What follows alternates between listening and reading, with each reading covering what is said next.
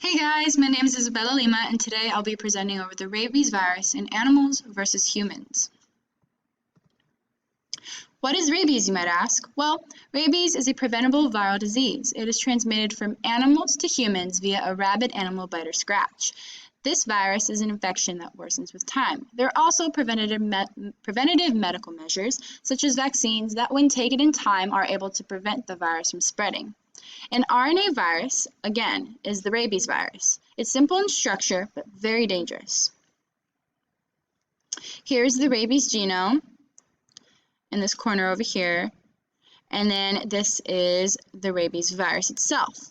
It's rod-shaped in structure, and the spiraling within the rabies virus causes its shape. And then once the virus connects to the nicotinic receptors of dogs, animals, or mammals, it can confuse the animal senses and cause them to go crazy. The rabies virus belongs to the genus family of Lyssavirus. Lyssa meaning rage. Go figure. The rabies virus, the first ever one discovered, was found in a bat. The genus of the family is a Rhabdoviridae, which includes the rabies virus and other related viruses that infect mammals. The rabies virus is also a neurotropic virus, meaning that it has an affinity for or localizing selectively in nerve tissue. Here's the Lyssavirus, and it's able to penetrate to the nerve tissue in the body.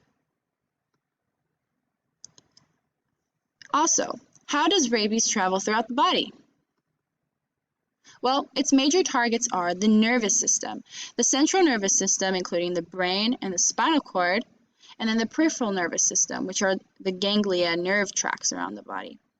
The rabies virus will first induce the peripheral nervous system in order to reach the central nervous system. Once it's reached the brain and spinal cord of the central nervous system, the virus will proliferate and rapidly multiply in the brain, which can cause brain inflammation. This may cause detrimental biological and neurological effects as well. Rabies presented in infected people. In general, we all know that the brain controls digestion, breathing, speaking, and emotions, all things that are involuntary. The most common areas of the brain affected are the hypothalamus, the pituitary, and the brainstem. When emotions are taking over, you may start to feel angry or aggression towards others. Doctors like to use MRIs in order to identify the specific affected regions within the brain. Once in the blood-brain barrier of the brain, the rabies virus messes with the brain's cellular functions, causing neural dysfunction. These are the T cells, and these are the Lyssavirus. Once completely set in, the virus will then travel all the way back out into the innervated organs, such as your stomach, intestines, liver, your hair follicles, and also your salivary glands especially. Your salivary glands. This is where hypersalivation occurs.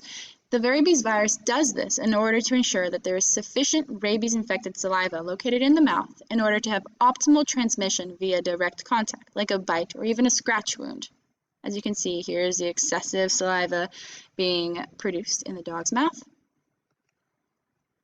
Where does the rabies virus adapt? Well, again, it doesn't adapt in the blood or even in the body's fluids, but in the saliva. The rabies virus does this in order to perpetuate its existence. Unfortunately, once the virus is detected by checking off symptoms, it's too late to really do anything about it. After the symptoms arise, the final stage of the virus comes very quickly. In a few days, the virus will progress into a coma and then death, usually due to an organ failure of some kind because of the ferocity of the virus. The rabies virus also has evasion techniques towards the body's immune system. So the rabies virus will fight and attack against the T cells, and this is where the virus will kill all T cells that follow it into the blood-brain barrier. Once the virus enters the body, one would think that the immune system would recognize this foreign antigen, immediately attack it. But no, the body doesn't actually even see it. A reason why is that the virus replicates so slowly within your muscle tissue that this replication is slow enough to not sound off any alarms in the body. And this will let us know that vaccines are, again, very important. And not just rabies viruses, but all vaccines are very important. And so the rabies virus is usually pretty fatal. And so unless medical help is sought pretty immediately after being bit by a rabid animal, then your chances of survival are pretty good, honestly. So get the vaccine. Vaccines boost your immune system with immunoglobulins and stop the spread of the virus. And with this virus specifically, you must get a vaccine before the virus reaches the brain in order to stop its spread. Once it has reached the brain, it's too late. Here is the correlation between vaccines and humans and animals. So when less dogs are being vaccinated, more dogs were probably getting rabies, and so they were attacking humans. And so human rabies deaths were really high up in the 1970s. And then here, when more dogs were being vaccinated, thankfully, then the human deaths went down because there were less rabies viruses in the populations of humans. Some common symptoms that we all know with the rabies virus, again, is anger, anxiety, aggression, insomnia, hallucinations, flu-like symptoms, physical pain, fever, cerebral dysfunction, confusion, and a tingling sensation around the bite. Besides the common symptoms that we all are familiar with the rabies virus, there are specific symptoms to the two different forms of the rabies virus today. There is the encephalic form of the rabies virus and the paralytic form of the rabies virus. Encephalic specific symptoms. The main symptom of this form of the virus is hydrophobia, which is basically an extreme or even irrational fear of water. This specific symptom is also known as the furious form. Why? Well, this is the more intense version of the rabies virus, and it can cause painful and involuntary throat spasms, as seen with this cat. We usually associate 80% of the rabies virus and those infected with this kind. So this is the more well-known version of rabies. And the strategy of the virus is that when you have trouble swallowing, this makes sure that the virus remains in your system. Because if you're able to swallow, then it's going to go into your stomach and it's just going to be expelled out of your body, right? And if you gurgle water and spit it out, it's going to get rid of the virus. And so the virus does this in a way to ensure its survival.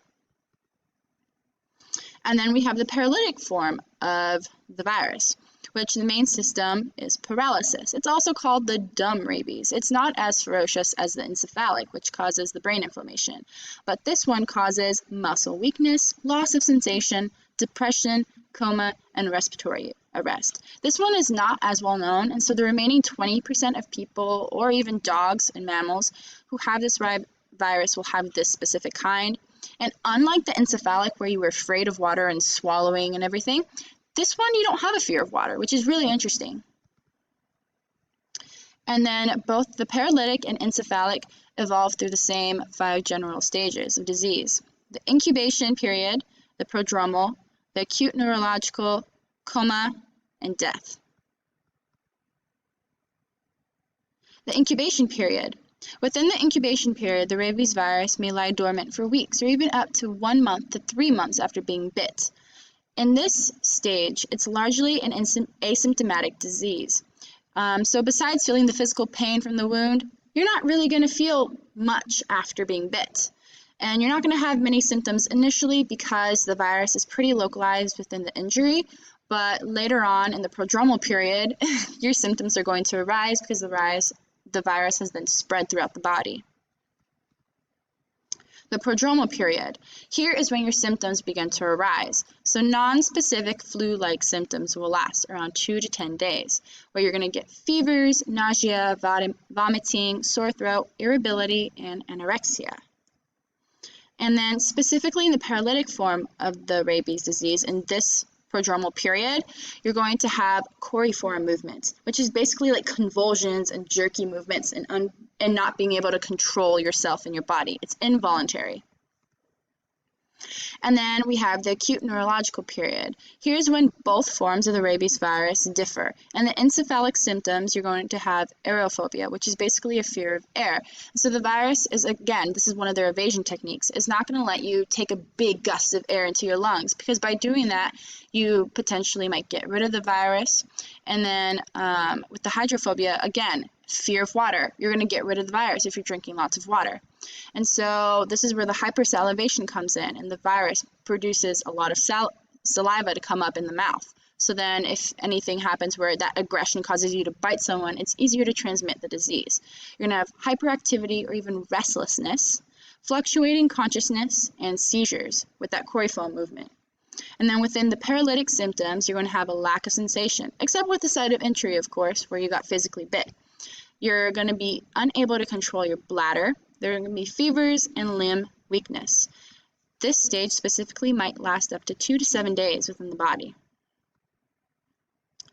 And then, of course, the last few stages are kind of tied together, coma and then death. So with coma, you might become unresponsive and hydrophobic symptoms may worsen. This might last up to 2 weeks. With comas, you have paralysis, which leads to respiratory and cardiovascular collapse, which is going to lead to death, which is why coma and death is usually linked together. If remained untreated, a rabies infection will ultimately lead to death. Do we all remember Old Yeller?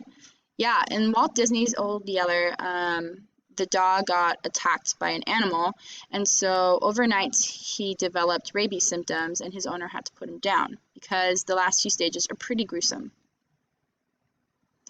How do you survive the virus, you might ask? You see all these horrifying effects and symptoms. Is there a way to survive it? Yes, but this all depends on where you get bit, the timing, and the location. Symptoms found in infected rabies patients largely depend on the form of the virus, whether it's an encephalic or furious form of the virus, or a paralytic form of the virus where it's pretty dumb and just very immobilizing. And then as well as the stage of the disease the virus is on. If you get a virus where the stage of the disease is in the first few stages, you might be able to stop the virus from spreading. But if you get a virus that is already at the acute neurological stage, it is probably too late for you to get the rabies virus vaccine. And then one of the major historical cases for rabies is this man in 1985 was attacked by a rabid wolf. A medical team at Pasteur Institute in Iran filmed and recorded this man's progression and symptoms of the disease. The medical team could do nothing but document this man's disease progression. After 5 days of doing so, the man was declared dead. Unfortunately, with this man's case, he did not even fall into a coma. Instead, he was fully coherent and was able to verbally convey to his family and friends and doctors the pain that he was feeling and how scared he was. Again, this serves as a reminder to us as the audience that viruses are not random. They change the brain in a specific way that is beneficial to the own virus's success and existence. Fun fact, did you know that the rabies virus is actually not considered the most dangerous virus on the planet?